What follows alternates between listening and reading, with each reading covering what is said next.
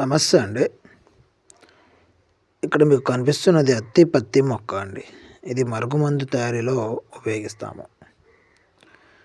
భార్యాభర్తల మధ్య గొడవలు, భర్త బయట వేరే వాళ్ళతో ఏదైనా సంబంధం పెట్టుకొని పిల్లల్ని, భార్యని, ఇంట్లో వాళ్ళని లెక్క చేయకపోవటము, భార్య వేరే వాళ్ళ మీద మోహంతో వాళ్ళకెళ్ళి చూడటం, మాట్లాడటం, అలాంటి వాళ్ళని మార్చుకోవడం కొరకు, ఒక వ్యక్తిని మార్చడం కొరకు ఈ మరుగుమందు ఉపయోగిస్తాము.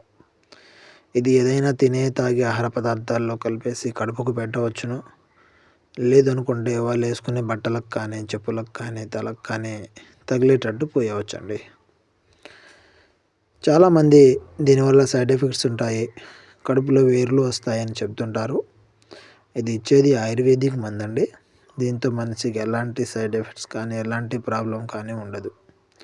ఇది ఒక్కసారి పెడితే వాళ్ళు మనం చెప్పిన విధంగా మన మాటలోకి వస్తారు. వేరే వాళ్ళ మీద ధ్యాస, వ్యామోహం అనేది తగ్గిపోతుంది. మన దారిలోకి వస్తారు. ఇక కొంతమంది స్వార్థంతో మన భర్తను వాళ్ళ వశం చేసుకోవటానికి మరుగుమందు పెట్టేసి ఉంటే దాన్ని బయటికి తీయడం కొరకు విరుగుడు కూడా ఇస్తానండి. ఈ విరుగుడు అనేది మోషన్స్ రూపంలో వాళ్ళకి ఒక 4-5 సార్లు మోషన్స్ అయ్యి వాళ్ళు పెట్టిన మందు అనేది బయటకు వచ్చేస్తుంది. మీరు కనుక ఇలాంటి ఏదైనా సమస్యతో బాధపడుతూ చాలా దినాల నుంచి ఇబ్బందిగా ఉంటే ఒకసారి స్క్రీన్ మీద ఉన్న నెంబర్కి కాల్ చేయండి. మీకు తగిన సలహా, ఈ సమస్యకు విరుగుడు ఏమిటి, ఏ విధంగా చేస్తే మనం ఇబ్బంది నుంచి దూరం అవుతామనేది చెప్పడం జరుగుతుంది.